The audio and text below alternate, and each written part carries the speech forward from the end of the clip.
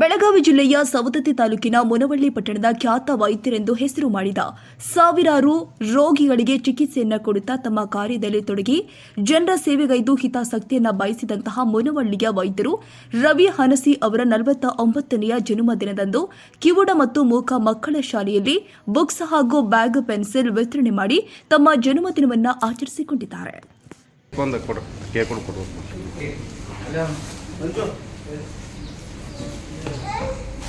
Yes.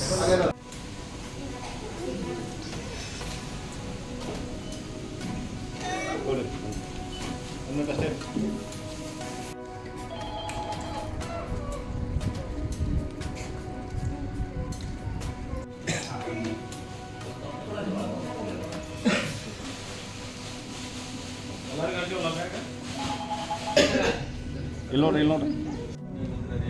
ಹಾಗೂ ಈ ಶಾಲೆಯ ಶಿಕ್ಷಕರಿಂದಲೇ ಹಾಗೂ ಏನೂ ಅರಿಯದ ಮುಗ್ಧ ಬಾಲಕರೇ, ಇವತ್ತಿನ ದಿನ ನಾವು ಪ್ರತಿ ವರ್ಷ ನಾನು ನನ್ನ ಹೆಂಡತಿ ಮಂಜಲೇಶ್ವರ ಗುಡಿಗೆ ಹೋಗಿ ನಾವು ಬಟ್ಟೆ ಮಾಡ್ಕೊಂಡು ಆಮೇಲೆ ಬರ್ತಿದ್ವಿ.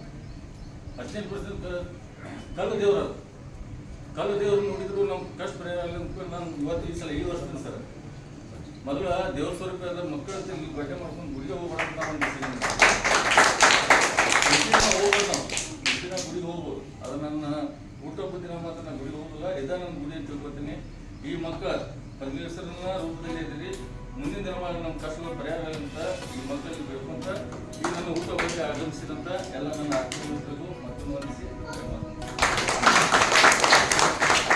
ಕನ್ನಡಿಗರ ಮೆಚ್ಚಿನ ನಿಮ್ಮ ಪಬ್ಲಿಕ್ ನ್ಯೂಸ್ ಪವರ್ ಕನ್ನಡ ನಮ್ಮ ಚಾನೆಲ್ ಫಾಲೋ ಮಾಡಿ, ಸಬ್ಸ್ಕ್ರೈಬ್ ಮಾಡಿ, ನೋಟಿಫಿಕೇಶನ್ ಆನ್ ಮಾಡಿ.